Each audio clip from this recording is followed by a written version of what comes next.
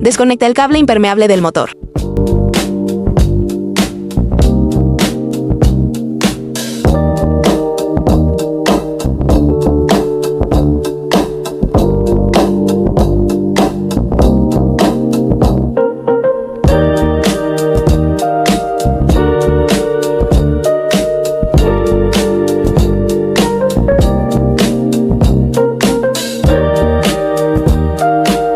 Saca la rueda trasera y usa la herramienta de extracción del piñón libre para desmontarlo.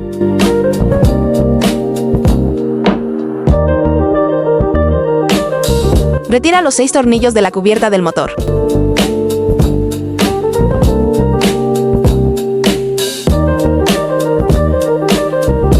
Aprieta el cable del motor, aplica presión hacia abajo sobre el motor y retira el motor.